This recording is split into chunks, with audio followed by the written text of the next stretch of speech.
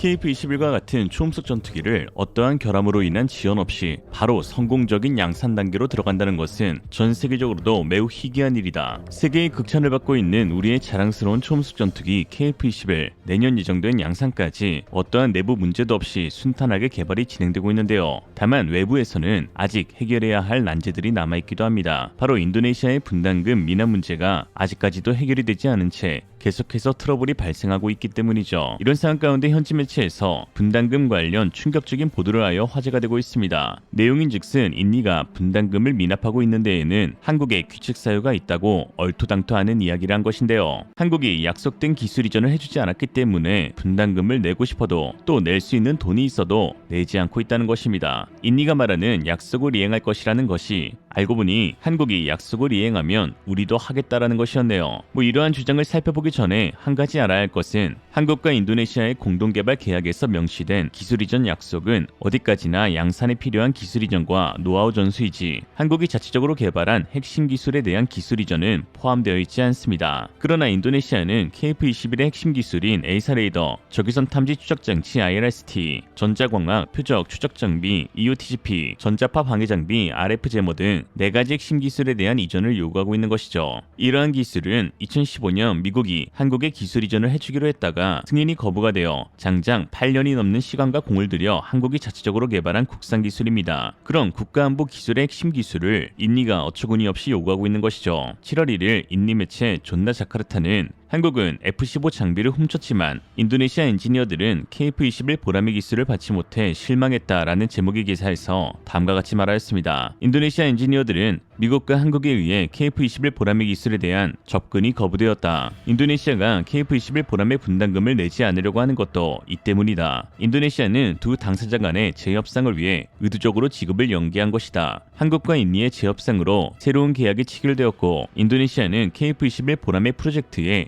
계속 전념하기로 합의했다. 인도네시아의 약속으로 한국은 프로그램 지속에 집중할 수 있었던 것이다. KF-21 보라매는 언뜻 보면 F-35와 비슷하다. 설계와 시공면에서 한국은 F-35와 F-21을 베꼈다. 그러나 내부가 동일하다고 생각하진 마라. 여전히 F-35가 더 좋다. 한국은 KF-21 보라매의 4대 핵심 기술을 만들 수는 있지만 전문적이지는 않다. 한국이 전투기 기술을 독자적으로 제조할 수 없다는 사실은 이미 오래전부터 알려져 왔다. 이는 2011년 대한민국 공군 F-15가 센서의 문제를 겪으면서 증명되었다. 한국 엔지니어들은 미국의 허락 없이 타이거 아이즈 장비에 손을 대었고 이에 미국은 미쳐 날뛰며 한국이 KF-21 보라매에 타이거 아이즈를 복제하려 했다고 비난했다. 이러한 사건 때문에 안타깝게도 인도네시아 역시 영향을 받았다. KF-21 보라매를 제작하는 동안 인도네시아 엔지니어들은 미국으로부터 전투기 기술에 대한 접근이 금지되었다. 미국은 기술을 훔친 것은 한국이고 인도네시아가 아니었음에도 이러한 나쁜 경험에서 얻은 교훈으로 지금까지 인도네시아는 기술을 얻지 못했다. 그럼에도 여전히 인도네시아는 KF-21 보라매에 전념하고는 있지만 인도네시아가 분담금을 내지 않았다고 한국 국민들은 인도네시아의 참여를 원하지 않는다 라고 하였습니다. 말도 안 되는 주장이라 어디서부터 반박해야 할지 머리가 아플 지경인데요. 한 가지 확실한 것은 인도네시아가 아무리 이러한 언론전을 펼친다고 해서 계약상 기술 이전 조건이 달라지진 않을 것이며 분담금을 완납하지 않는 이상 어떠한 기술 이전이나 심지어 시제기조차 받지 못한다는 것은 방사청과 카이 측에 의해서 확인된 사안이라는 것입니다. 결국 인니는 앞으로 KF-21과 상관없을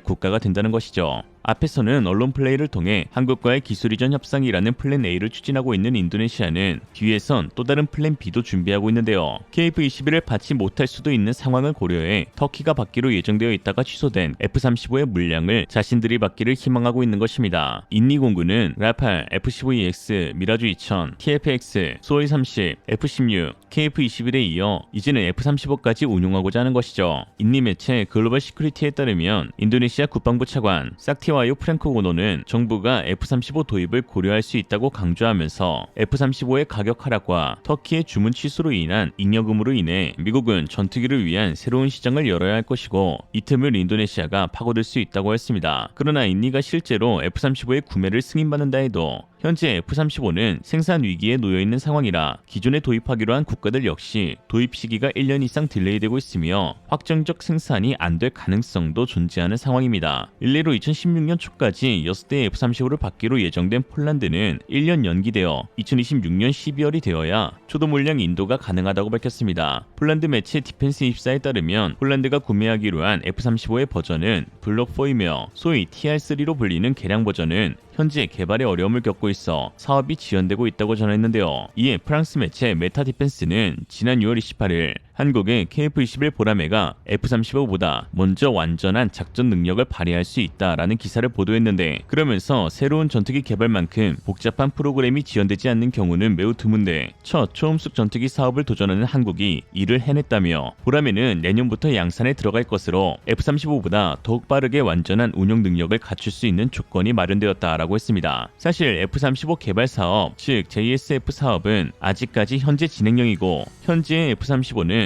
미완의 기체로 볼 수 있는데요. F-35는 계획 단계에서부터 단계식 업그레이드를 동시에 진행하는 방식을 채택했습니다. 극초기 생산분인 블록 1A부터 블록 3I까지는 훈련기 정도로만 사용할 수 있는 깡통 버전이고, 블록 3F부터 대충 전투 투입이 가능할 정도의 기본적인 대공, 대지 공격 능력이 부여되며, 블록 4부터 다목적 전투 운용을 위한 66가지의 실질적인 대규모 하드웨어, 소프트웨어, 데이터 링크 업그레이드와 16종류 이상의 해외 무장 및 신형 대함 대지 미사일들의 인티그레이션이 이루어져 진정한 5세대 전투기로 불릴 만큼의 성능을 지닌 기체가 되는 것입니다. 즉 블록 4 이전의 F-35는 대중에게 알려진 환상적인 성능의 스텔스 전투기와 차이가 심하다는 것인데요. 각국 공군에 실전 배치된 F-35 블록 3들은 아직 타기종의 보조 없이 단독으로 투입해서 목표를 달성하긴 힘든 상태입니다. 대한민국 공군의 F-35A도 예외가 아닌데 2024년부터 추가 도입되는 20대부터 블록 4가 도입되고, 기존 한국에 도입된 블록 3들도 제대로 5세대 성능을 발휘하려면 미국에 보내 업그레이드를 해야 하죠. 그래서 2023년 새롭게 F-35를 발주하여 받기로 한 국가들이나 F-35A의 성능에 불만족을 드러내고 있는 국가들은 오매불망 F-35 블록 4를 기다리고 있는 상황이지만, 문제는 개발을 지연시키는 결함들이 속출하고 있다는 것입니다. 한국 매체 에이비에이션 위크에 따르면 F-35의 TR3 하드웨어 개발에서 결함이 발견되어 미 국방부는 이를 해결하기 전까지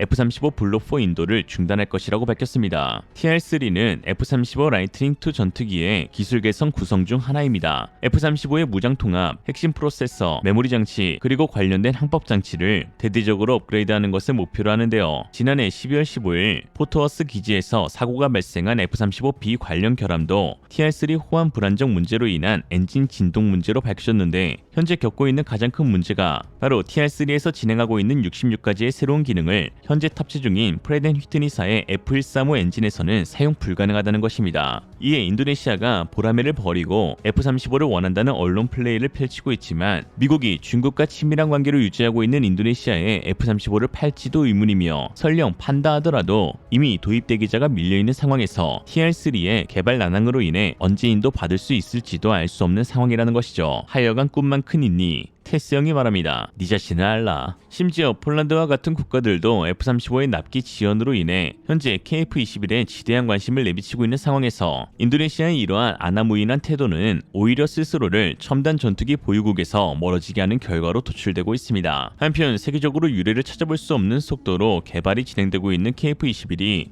해외 수출에서도 날개를 달 수 있는 비밀 무기가 새롭게 탄생하여 주목받고 있습니다. 무엇보다 이를 통해 인도네시아가 아닌 제3국으로의 수출 가능성이 크게 열려 인니의 주제넘는 갑질 행위에서 벗어날 수 있는 키포인트가 될 수 있을 것으로 보이는데요. 바로 한국형 공대지 미사일의 개발입니다. 해외 매체 더워조는 지난 12월 13일 한국의 KF-21은 새로운 순항 미사일을 얻을 것이라는 기사를 통해 다음과 같이 보도했습니다. 매체는 한국이 2021년 항공기 분리 시험에 성공하고 2022년 7기 개발에 착수한 한국형 장거리 공대지 미사일은 최소 500km의 사거리를 가지며 이는 KF-21의 핵심 자산이 될 것이라면서, 천룡 또는 스카이드래곤으로 알려진 새로운 ALCM은 한국항공우주산업, LIG 넥스원, 하나에어로스페이스 등 다양한 방산업체들이 모이는 국방과학연구소의 지도하에 개발되고 있다. 천룡 ALCM의 최종적 형태가 어떻든 간에 국내에서 개발되고 생산된 공중발사형 장거리 수당 미사일을 보유할 수 있게 된다는 것은 대한민국에게 있어 매우 중대한 사건이라고 할 수 있다. 워준 편집부는 이미 한국이 만든 4.5세대 전투기 KF-21 보라매가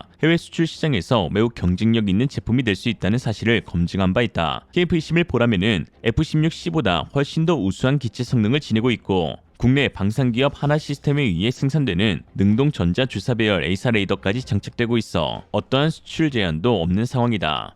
여기에 장공지 미사일인 천룡 ALCM까지 옵션으로 제공된다면 해외 수출 시장에서 KF-21 보라매의 전반적인 잠재력은 차원이 다른 수준으로 부상할 것이며 특히 미국산 장거리 공대지를 원했지만 정치적이든 금전적이든 일정에서의 어려움이든 접근할 수 없었던 여러 나라들에게 최고의 선택지가 될 것으로 보인다라고 했습니다. 한국형 공대지 미사일과 비교되는 세계의 장거리 공대지 미사일은 독일의 타우러스와 미국의 제즘 미사일입니다. 그러나 독일 타우러스는 현재 유로파이터 타이푼, 라팔 등 유럽산 기체에만 적용되어 운용 중에 있고 미국 제즘은 생산 수량도 적고 F-35의 경우 블록 4에서부터 장착이 가능한데요. 이 틈을 한국형 장거리 공대지 미사일이 수출 시장에서 파고들 수 있을 것으로 보입니다. 실제로 한국이 운용 중인 F-35에도 최대 사거리가 30km 정도인 JDAM과 최대 사거리 110km인 소구경 폭탄 SDB만이 공대지 미사일로 장착되고 있죠. 폴란드 역시 FA-50을 도입하면서 한국형 GPS 유도 폭탄 KGGB에 대한 기대감을 내비친 바 있듯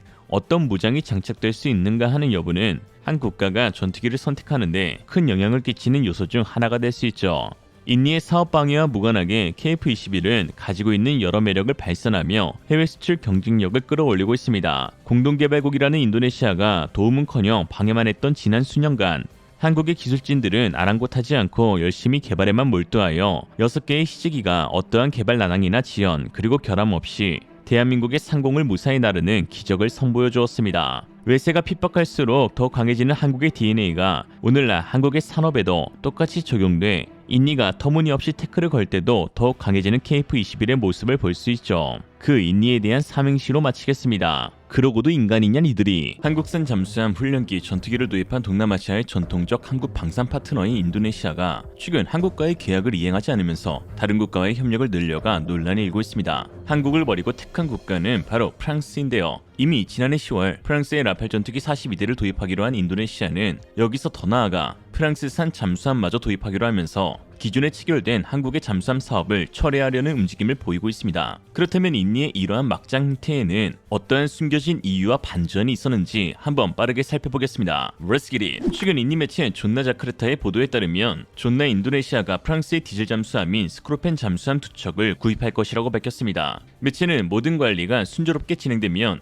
인니 국영조선소인 PT8과 프랑스 국영 나발그룹이 협력하여 스크로펜 잠수함을 건조하게 될 것인데 실제로 인도네시아는 모든 건조 과정을 함께할 것이며 핵심 기술에 대한 기술 이전도 접근이 가능할 것이라고 하였습니다. 그러면서 인도네시아의 이러한 행보가 한국에 해를 끼칠 수 있는데 한국과의 잠수함 사업은 몇 년 동안 중단되었고 인도네시아는 잠수함 조달 계약금 지급을 거부하고 있다면서 인도네시아가 계약을 이행하지 않는 이유는 한국산 잠수함 성능에 대한 실망감 때문이라고 덧붙였습니다. 어이가 없는데요. 최근 들어 인도네시아와 프랑스 간 군사협력 및 방산협력은 눈에 띄게 증가하고 있는데요. 여기에는 사실 한 가지 숨겨진 비밀이 있었습니다. 바로 둘 다 공동 타파 대상인 호주를 사이에 두고 있다는 것이죠. 인도네시아는 명실상부 호주의 가상적국입니다. 가상적국이란 한 국가가 외교 정책을 수립함에 있어 자국 또는 자국민의 안전에 위협이 된다고 판단하여 적대 관계로 가상하는 국가를 뜻하는데요. 한국으로 비유하자면 중국과 일본과 같은 주변국을 꼽을 수 있을 것입니다. 인도네시아와 호주의 관계가 급격하게 파탄나게 된 데에는 동티모르 독립사건이 시발점이 되었습니다. 1975년 인도네시아가 소수민족들을 탄압하고 동티모르를 강제 합병하면서 호주는 크게 반발했는데 당시 인도네시아군이 상황을 취재하던 호주 기자 5명을 살해하는 사건까지 벌어져 양국은 회복할 수 없는 지경으로 관계가 나빠졌습니다.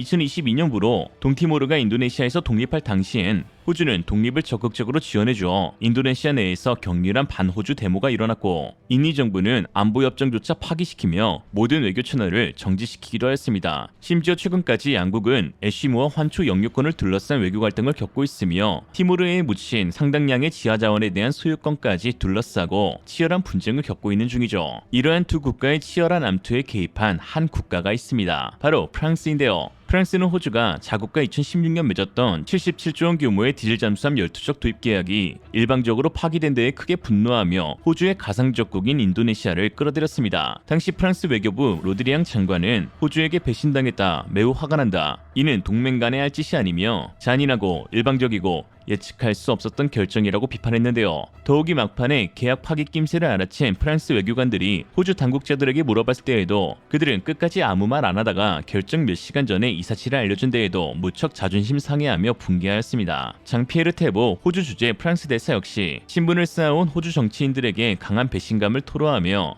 18개월 동안 얼굴을 맞대고 함께 일해온 나에게 어떻게 그런 거짓말을 할 수 있는지 이해가 되지 않는다. 프랑스는 이번 일을 계기로 오랜 동맹 관계가 짓밟혔고 태평양 지역에 대한 우리의 이익은 무시당했다고 느낀다라고 말했습니다. 그러면서 아주 중요한 발언을 이어갔는데요. 그는 프랑스와 같은 국가를 거부한다는 것은 신뢰할 수 있는 파트너와 그렇지 않은 파트너가 있다는 메시지를 보낸 것으로, 이에 프랑스는 다른 신뢰할 수 있는 파트너로 눈을 돌릴 것이라며 그 대상에 인도네시아, 일본, 뉴질랜드를 꼽았습니다. 실제로 이 사건 이후 프랑스와 인도네시아의 군사, 방산, 경제 협력이 크게 늘었는데요. 아랍뉴스에 따르면 프랑스는 오커스 좌절 이후 인도네시아와의 관계가 강화되었다고 보도하였고, 지난 4월 9일에는 역사상 최초로 프랑스 인도네시아 합동 육해상 훈련이 실시된 데에 이어 인도네시아는 프랑스 라팔 전투기 42대 그리고 프랑스산 스코르펜 잠수함 2척 도입에 합의하기도 했습니다. 문제는 호주에 대한 반발로 인도네시아와 프랑스의 방산 협력이 강화되면서 전통적인 인도네시아 방산 파트너였던 한국의 새우등이 터지고 있는 상황인데요.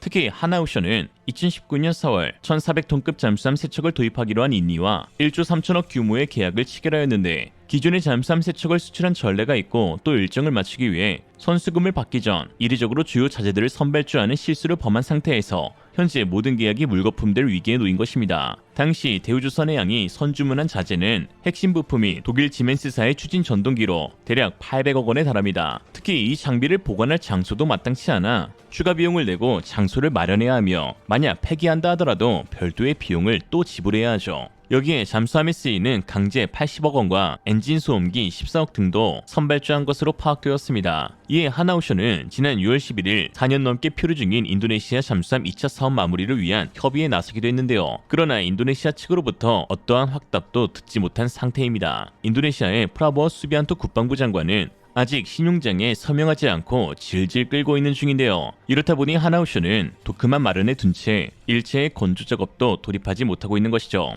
인도네시아의 행보가 정말 어이가 없는 것은 자국의 이러한 선택이 프랑스의 기술 이전으로 인한 것이 아닌 도리어 한국산 잠수함 성능 부족 문제를 걸고 넘어지고 있다는 것입니다. 인도네시아 방산 전문가이자 CNBC 칼럼니스트 알만 알리는 인도네시아는 대우조선해양과 세 척의 잠수함 계약을 이어나갈 계획이 없는 것으로 알고 있다며, 인니 국영조선소 엔지니어들은 한국산 1,400톤급 잠수함의 성능이 저조하다고 보고했으며, 이에 국방부는 대우조선해양을 신뢰하지 않는 것으로 안다라고 말했습니다. 그러나 인도네시아로 수출된 알루고로함 등 세 척의 한국산 잠수함은 인니 현지에서 각종 기록을 갈아치우며 호평을 받았었는데요. 2020년 10월 알루고로함은 250m 깊이까지 내려가 1시간 30분간 자망하는 최대 작전 심도 NDD 시험 성공 등 인도네시아 최초의 기록을 여럿 남겼고, 당시 인도네시아 국영조선소 파레 부디만 사장은 오늘날의 성과는 10년 가까이 한국으로부터 기술을 전수받은 덕분이라고 감사의 마음을 전한 것이 얼마 채 되지도 않았습니다. 그런데 이제와 딴소리하는 것이죠. 당시 훈련 뒤 진행된 만찬 때 양국 관계자들은 우리는 하나다 라는 구호를 외쳤는데, 지금은 우리는 화난다가 되었죠. 차라리 솔직하게 핵심 기술 이전 때문에 계약을 파기하고 프랑스를 택했다 하면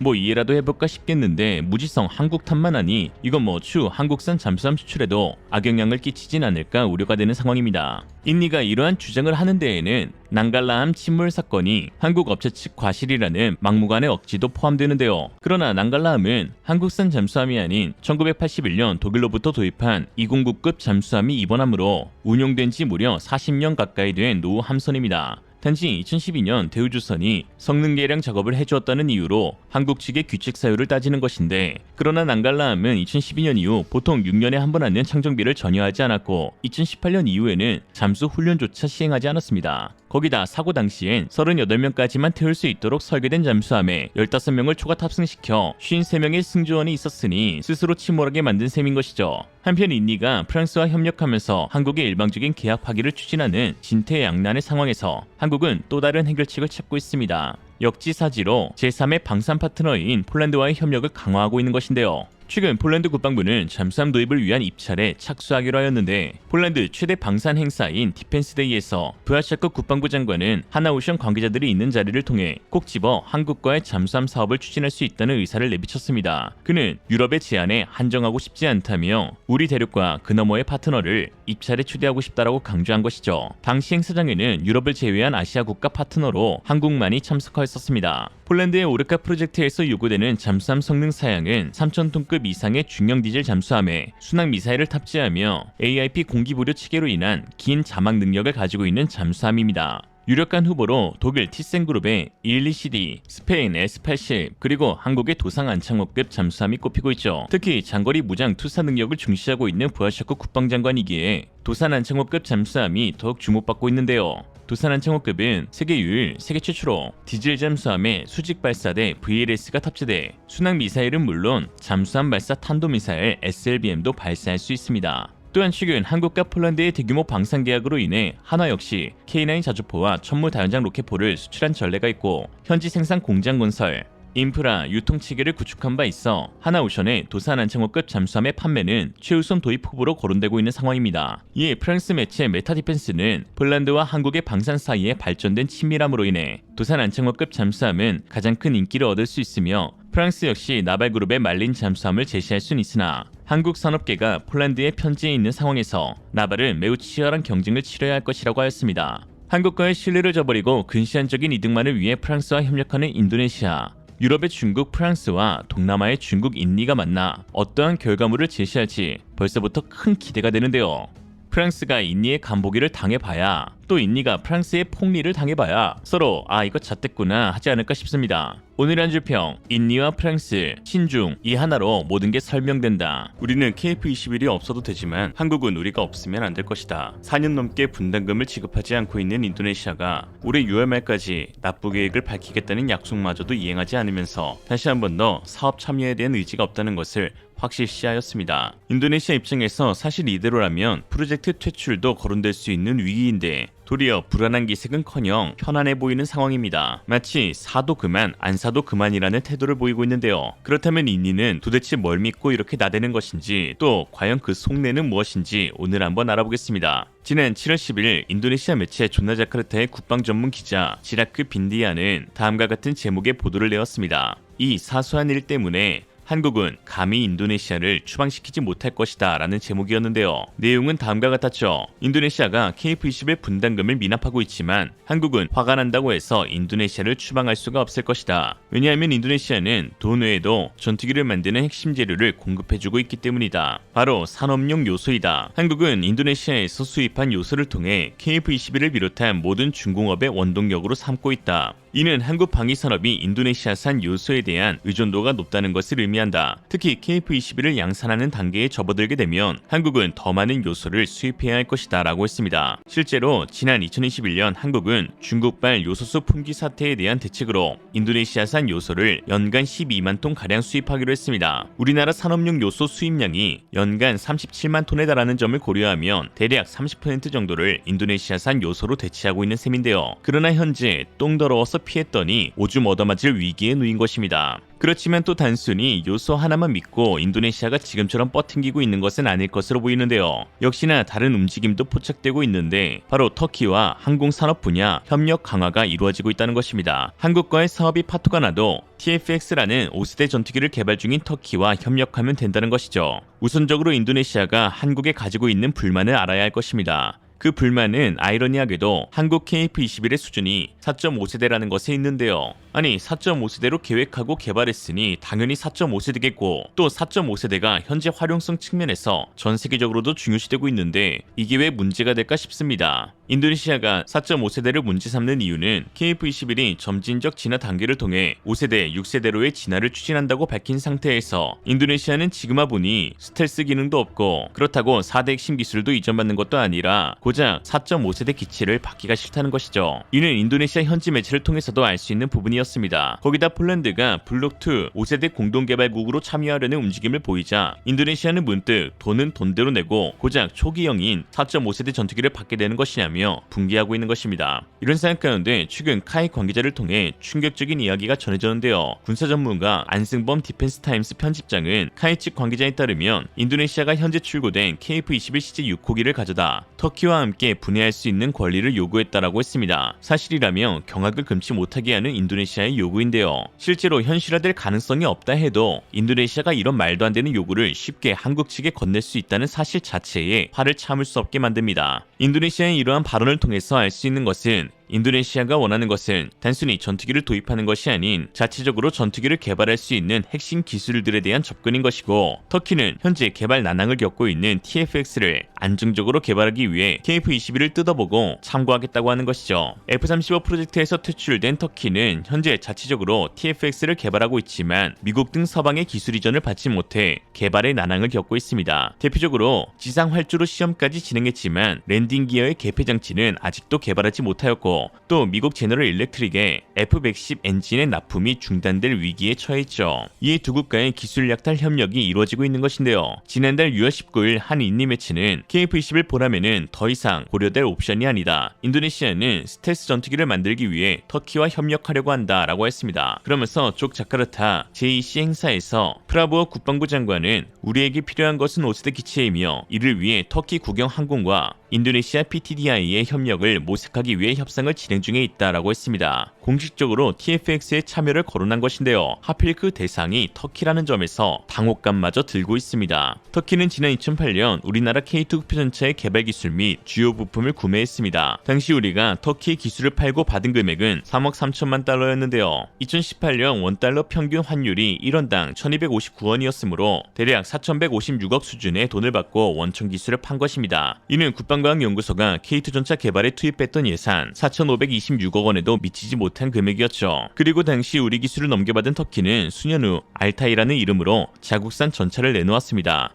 이름만 들을 뿐 외형과 주요 재원은 K2를 거의 빼다박았다 할 정도로 흡사했는데요. 더 큰 문제는 방사청이 터키가 알타이 전차의 수출을 통해 흑표 핵심 기술의 유출 가능성이 제기될 때마다 터키의 한국 정부의 별도 승인이 필요하다는 방침을 계약서에 명시했지만 터키는 이를 무시로 일관하며 이행하지 않고 있어 얼마든지 기술 유출 가능성도 있는 상황입니다. K2 전차의 핵심 기술이 터키를 통해 중국으로 넘어간다. 생각만 해도 끔찍하네요. 알타이 전차는 이후 카타르 등 해외에 수출돼 우리 K2 전차의 해외 잠재 고객을 두고 매번 경쟁 구도를 만들었습니다. 이를 놓고 국내 전문가들은 우리 정부가 순진하게 뒤통수를 맞은 것이라고 지적하기도 했죠. 그런데 이처럼 한국을 상대로 방산 협력의 가장 안 좋은 면만 선보였던 두 국가가 이제는 KF-21을 뜯어보겠다며 손을 잡고 있는 것입니다. 인도네시아와 터키는 모두 이슬람 국가로 종교적으로 공통점이 존재합니다. 터키는 조사에 따르면 99.8%가 무슬림이고 인도네시아는 전체 인구 2억 8천만 중 무슬림이 90%의 비율을 차지하며 이는 말레이시아나 브루나이와 비교해서도 매우 높은 수치입니다. 특히 이슬람교를 따르는 무슬림은 무함마드의 계승자를 누구로 보냐에 따라서 크게 두 개의 종파, 수니파와 시아파로 나뉘는데요. 종파별로 무력 다툼까지 벌어질 정도로 수니파와 시아파 사이의 갈등이 첨예한데 터키와 인도네시아는 모두 수니파에 속해 있는 국가로 친밀한 관계를 유지 중입니다. 특히나 역사적으로도 매우 우호적인 관계인 것을 알 수 있는데요. 16세기 당시 포르투갈이 자바의 식민지화를 시도하자 자와섬의 이슬람교 술탄은 이에 저항하며 오스만 제국에 도움을 청하였고 이에 오스만 제국은 거대한 배와 병력을 파견하여 이슬람 형제의 나라를 도와주었습니다. 심지어 종교 외에도 또 하나의 공통점이 존재하는데요. 바로 두 국가 모두 친중 국가라는 것입니다. 나토 국가인 터키는 나토 회원국 중 거의 유일하게 대놓고 반미 친중 외교 노선을 타고 있습니다. 쿠르드족 문제에 대한 이견으로 인해 반미 노선을 걷게 된 터키는 에르도안의 독재, 러시아 무기 수입에 대한 미국의 제재에 반발하며 이후 본격적으로 친중 노선을 타게 되는데요. 어느 정도냐 하면 같은 핏줄인 위구르족을 핍박하고 있는 중국을 오히려 편들면서 그 저항 세력인 동튀르키스탄 이슬람 운동 ETIM을 테러 단체로 지정하기까지 하였습니다.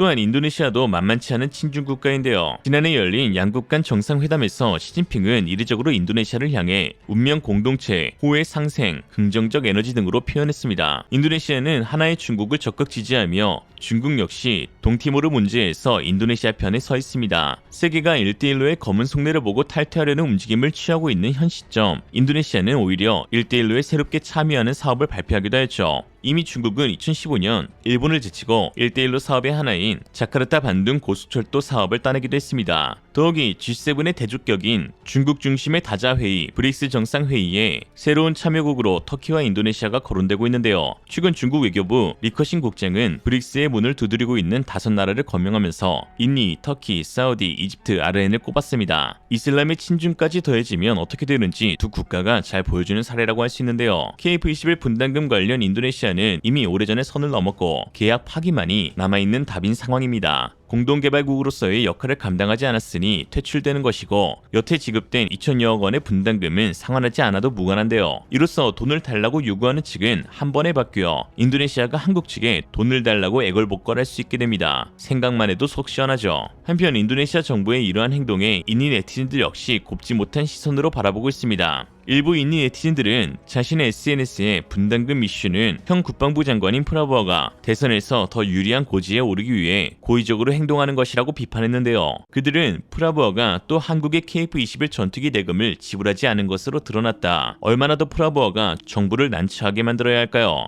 KF-21 보람의 분담금은 이미 2020년에 지급 완료되었어야 했습니다. 우리가 오래된 중고 비행기를 사는 대신 말이죠. 라고 했습니다. 현재 인니 커뮤니티에서 유행하는 짤에는 프라보어 인도네시아 망신 좀 그만시켜, 항공기 구매에 대한 예산을 소진한 프라보어, 대통령은 고사하고 국방부 장관직도 무능하다 라는 비판의 글도 적혀있기도 합니다. 세 번째 대선 도전에 나선 프라보어는 KF-21 사업이 현 정부의 업적이 되길 바라고 있지 않습니다. 사실상 분담금만 지급하게 되면 예정된 시제기를 받을 수 있게 될 것이고 이로써 현 집권 여당의 성과에 대한 대대적인 홍보를 할 수 있기 때문인데요. 프라보어의 속내는 아마 대통령 당선이 된다면 그때부터 분담금 관련 문제를 해결하려는 것으로 보입니다. 우리나라 안보의 핵심인 KF-21이 타국의 정치질에 휘둘리게 된다면 이는 곧 우리 국민의 안보마저도 타국의 손에서 좌지우지된다는 것을 의미합니다. 정녕 KF-21의 초기 개발 의도가 무엇이었는지 다시 한 번 더 방사청과 정부에 묻지 않을 수 없는 상황이네요. 오늘 한 줄 평. 그런데 듣고 보니 인니 말도 맞는 것 같다. 처맞는 말.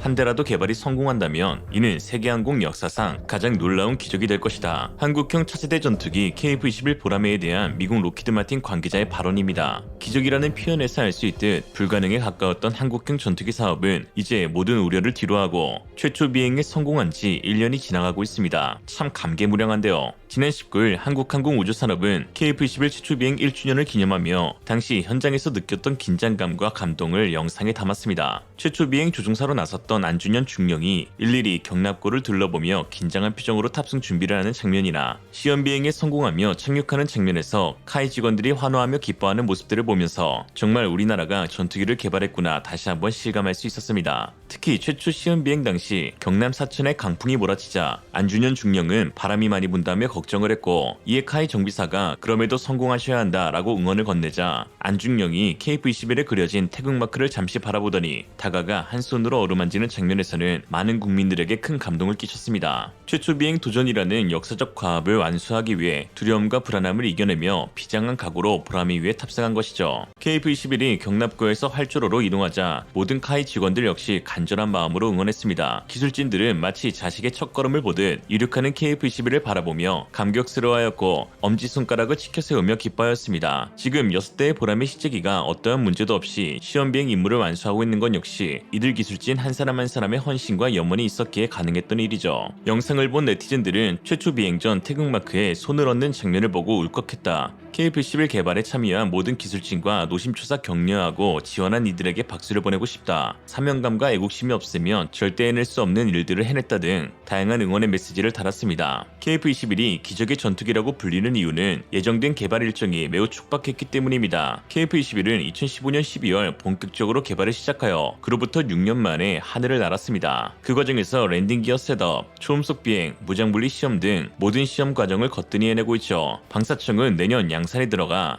2026년부터는 전력화할 계획을 세웠는데요. 미국과 같은 전투기 개발 초일류 국가도 신형기 개발을 시작한 뒤 전력화까지는 최소 15년이 걸리는 것으로 알려져 있습니다. 전투기 개발 실적이 거의 없는 한국이 선진국의 개발 속도를 따라잡은 셈이죠. 사실 이러한 KF-21에 난관이 없었던 것은 아니었습니다. 오히려 개발 논의 때부터 난관의 연속이었는데 2006년 12월 한국개발연구원은 KF-X 사업평가를 통해 타당성 없음 평가 결과를 내놓아 예산이 전액 삭감되는 일도 있었고 2012년에도 키다 역시 사업의 타당성이 없다며 한국형 전투기 개발을 반대했으며 2015년 10월 국회 국방위원회에서도 KF-X 개발이 불확실하다면 예산 승인을 하지 않겠다고 공언하는 일도 있었습니다. 그때까지만 해도 그들의 주장이 너무나 논리적으로 보였고 4.5세대 첨단 전투기를 한국이 독자 기술로 개발한다는 것은 있을 수 없는 일로만 보였죠. 그러나 모두가 안 된다고 노를 외칠 때 묵묵히 예스를 외쳤던 사람들이 있습니다. 바로 KF-21 사업 기술진들이었는데요. 그들은 비상의 상황에서 비상의 상상을 꿈꿨습니다. 그리고 그 상상은 현실이 되었죠. 시작해서부터 지금까지 상당한 시간이 걸렸고 또 탐색 개발까지만 8차례의 어떤 타당성 조사를 했던 것처럼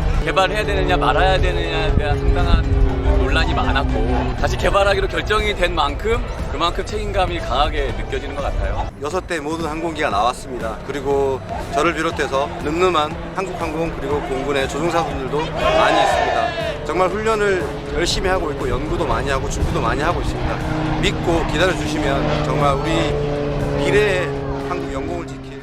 처음에는 정말 책만 봤습니다. 책, 문서밖에 안 봤어요. 저희가 아는 게 아무것도 없고 경험이 없으니까, 그리고 할 수 있는 것도 없고 비행기에 달아서 실제 시험을 해볼 수도 없으니까요. 어찌됐든 저희가 방위상한 업체니까 그런 그런 사명감을 가지고 하죠. 세계에서 내놓으라 하는 그런 업체들, 제 개인적인 생각으로는 거의 동급입니다. 막 국뽕이 찬다 그러잖아요.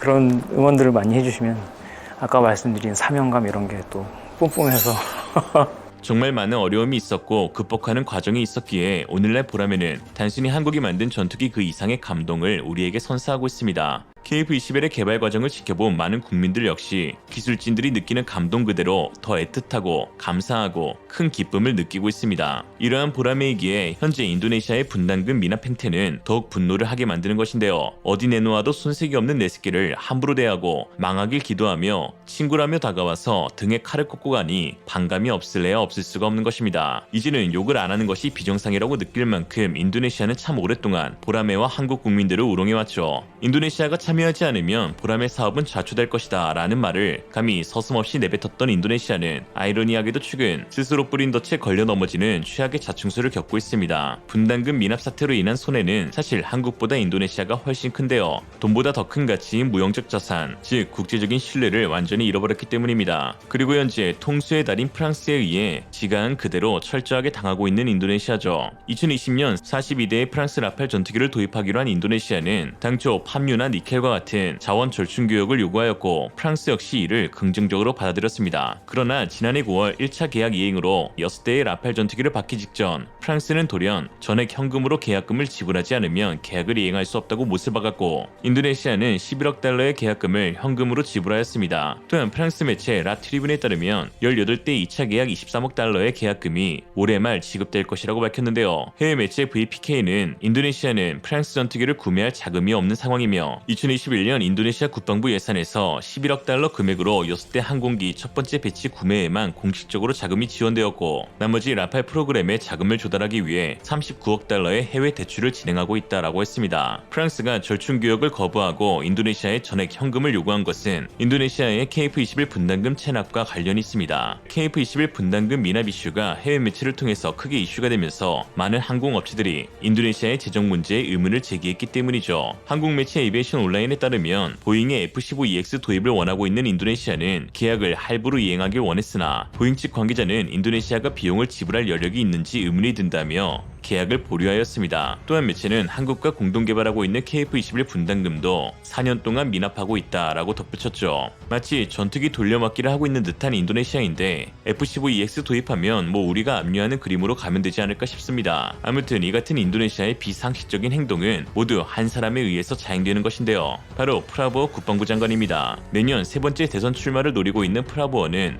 민족주의를 내세워 표심을 얻기 위해 강력한 국방을 표방하며 세계 각국의 전투기를 구매하는 전투기 콜렉터로 직업을 바꾼 모양새입니다. KF-21은 현 정부의 성과인이 논외하고 자신의 이름을 내세울 만한 새로운 사업들을 무리하게 추진하는 것이죠. 이 과정에서 국방 예산을 자기 지갑에서 돈 쓰듯 꺼냈어. 조코이 대통령 역시 과도한 지출에 대해 국방부를 콕 집어 돈 좀 잘 쓰라고 경고하기까지 했습니다. 이런 프라보어를 이용해 엄청난 이득을 보고 있는 국가가 바로 프랑스인데요. 완전히 가지고 노는 수준입니다. 프랑스는 현재 인도네시아에 보낼 라팔 전투기 제작을 최대한 미루고 있습니다. 자국 공군의 주문량과 먼저 계약을 체결한 국가에 보낼 물량도 많기 때문이죠. 인도네시아보다 먼저 계약을 체결한 국가들은 카타르, 인도, 그리스, 크로아티아가 있습니다. 지난 7월 21일 로이터 통신에 따르면 다스오의 에릭 트라피의 CEO는 공급망 문제가 더 악화되어 주문 처리가 더 어려워졌다고 밝혔는데요. 또한 지난 4월 19일 디펜스 에어로스페이스에 따르면 지난 3월 공개된 프랑스의 MMP 법으로 인해 프랑스 공군이 운용 중인 미라주 2000 서비스 수명의 연장이 우선시되어 라팔 주문은 더 지연시키게 되었다라고 했습니다. 인도네시아는 프라보의 독단적인 행동으로 인해 전투기는 예정된 날짜에 받지도 못하고 또 전투기 계약금 납부를 위한 대출 상환 이자는 더 커져가는 이중고를 겪게 될 것이 불보듯 뻔합니다. 심지어 인도네시아는 라팔 6대에 11억 달러, 한화 1조 4천억 원, 라팔 18대에 23억 달러, 한화 3조 원이라는 미친 돈을 들여 구입했는데요. 평균 대당 단가는 1833억 원이라는 비상식적인 가격이었습니다. 이 정도면 선거자금 완전히 땡긴 거 아니냐고. 대당 700억 수준의 KF-21에 비해 2.5배에 달하는 금액이자 미국 최강의 5세대 스텔스 전투기 F-22와 비슷한 수준의 금액인데요. 더 어처구니가 없는 것은 이 모든 라팔 전투기가 비무장, 즉 무장이 달려있지 않은 상태에서 도입되고 있어 추가 비용은 더 늘어날 것으로 보입니다. 한 명의 무능한 지도자로 인해 나라 전체가 손해를 보는 입장이죠. 프라보어가 무슨 목적으로 이런 일을 벌였든지 간에 분명한 건 인도네시아 입장에서는 해가 되는 계약인 것은 틀림이 없습니다. 이에 인도네시아 내부에서도 라팔 전투기 도입에 대한 회의적인 반응이 나오고 있는데요. 지난 7월 21일 인디 매체 존나자카르타는 인도네시아는 KF-21 보라매보다 성능이 뒤처진 라팔을 선택한 것을 후회해야 한다라는 제목의 기사를 보도했습니다. 내용은 다음과 같은데요. 라팔과 KF-21 보라매를 통합해서 운용하는 것은 인도네시아에게 꿈같은 일이겠지만 추후에는 운용 비용이 급격하게 증가하게 될 것입니다. 인도네시아는 라팔 42대, KF-21 보라매 48대를 구매하기로 하였습니다. 밀리터리 워치 매거진은 라팔이 KF-21 보라매보다 성능이 뒤처질 수 있다고 보도했습니다. 라팔은 빈약한 스텔스로 높은 RCS 값을 갖고 있기 때문입니다. 구조적인 형상뿐만 아니라 엔진 출력 및 스텔스에서 KF-21에 비해 열세이고 무장 역시 보라매와 달리 타우루스 공중발사 순항 미사일을 탑재할 수 없습니다. 특히 가장 중요한 것은 KF-21 보라매의 운용 유지 비용이 라팔보다 더 저렴할 것으로 추정된다는 점입니다. 따라서 KF-21 보라매의 미래 전망은 매우 밝습니다. KF-21 보라매의 수출로 인해 한국의 이익은 배가 될 것이고 보라매의 수출 잠재력은 더욱 커지게 될 것입니다. 잠재적인 바이어들이 서양 모델보다 더 합리적인 가격에 최고급 전투기를 찾고 있기 때문입니다. 그러므로 인도네시아가 돈을 잃고 후회하고 싶지 않다면 라팔이 아닌 KF-21 보라매를 사야 합니다 라고 했습니다. 한마디로 이다프, 이게 다 프라보어 때문이다. 충격적인 것은 그 프라보어가 인도네시아 차기 대선 후보 중 지지율이 1위라는 거. 그것도 젊은 청년들의 지지를 받고 선두 자리를 지키고 있다는 것입니다. 인니 미래 참 밝습니다. 아니 받는다고. 오늘의 인니 이행시 인지 보니 니넨 안되겠다. 이상으로 리얼리즘이었습니다. 여러분의 생각은 어떠신가요? 현명하고 지혜로운 여러분의 의견을 지금 댓글에 남겨주세요. 감사합니다.